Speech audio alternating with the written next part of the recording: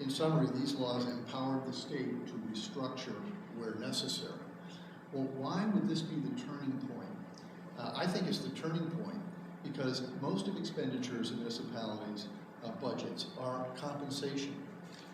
And so if there's distress, it's usually because you've reached some kind of a limit on revenues. So you look at expenditures. Now you should be looking at expenditures first, but you don't because it's the way it works, unfortunately. So expenditures, you're looking at compensation. And the problem is you've got, collective bargaining units and you're dealing with all of these employees. And the question becomes, what do you do when the unions say no? I mean, I think we've all wrestled with this. This is pretty much the theme of today. It used to be the answer was, well, you knuckled under and you raised taxes and you trimmed around the edges on the expenses and you lived to fight another day. But that became increasingly untenable. With this law, the answer now is, well, maybe there'll be a Chapter 9. And why is that realistic? Because the city of Central Falls. And just a summary, I know you've heard these numbers and descriptions previously today, but it hasn't been pointed out that this municipal bankruptcy took 13 months. Into and out of it, 13 months.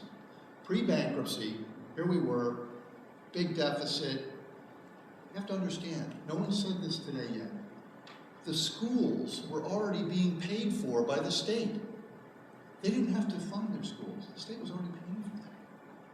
21 million in debt, 80 million in unfunded pension and OPEB liabilities, as Ted Orson mentioned earlier.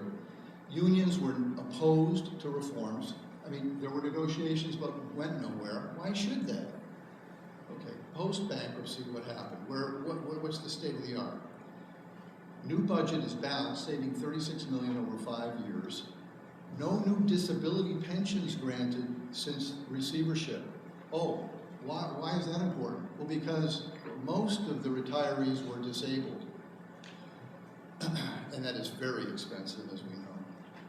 And the union leaders actually praised the receiver for transparency and for making the pension fund stable, and for, even though there were reduced benefits, at least they were reliable. And I would just point out, the debt service all during this time was paid. No bondholder lost a penny. Just to recap budget commissions, you've heard the full description. Here are a couple of items. They do the politically difficult, so-called impossible things, and they do them quickly. Things that elected officials find really difficult to do. For example, consolidation of departments and healthcare plans and others, and affordable collective bargaining agreements. And of course, that's because attitudes have been helped to get to some agreement by the example of a nearby Chapter 9. And actions, it can perform some actions that elected officials are prohibited from doing by charter. For example, in East Providence, it's against the charter for the council to get down into the operations of the city. There's a city manager who's supposed to do that. Collective bargaining agreements, one citywide healthcare plan, and meetings and all the documents have been public. The results, reduced the budget by 20%. By the way, there was a previous council that reduced it pretty well and really held the line that I served on. And we were proud of what we had done. But 20% after all that, almost impossible, can't believe it. Balanced 5-year plan with fully funded ARC and off-credit watch in 6 months. So this is a great success story. What are the lessons, the theme of this panel, the lessons? I think one of the big lessons, the first one, is legislate. Rosemary and Karen talked about all of this, but that legislation was so important. It empowered the state to intervene and restructure where necessary, and bondholder protection helped preserve market access. So critically important. Now, I put Detroit in with a question mark there, and we've heard about the experience of Detroit, and that's all very fluid right now. But I heard the idea of restructure with respect to their obligations. That, there will be a political backlash to these actions.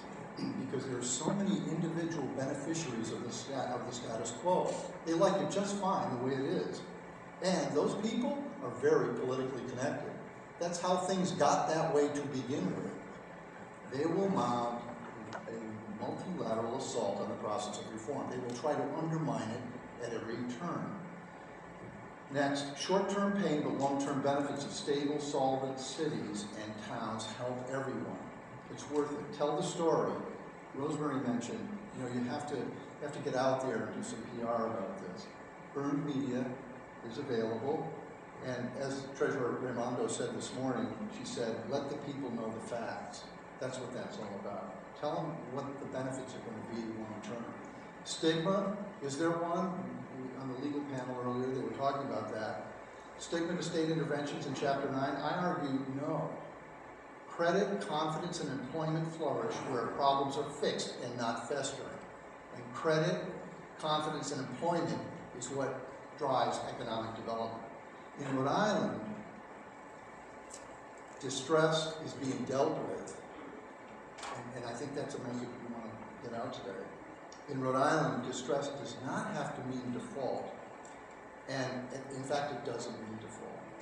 And in Rhode Island, even Chapter 9 does not mean default. Rhode Island, to me, is an example for states that know that economic development begins with fiscal responsibility. And at Whalerock, our investment management firm, we're very positive on Rhode Island municipal bonds. Thank you, Bob.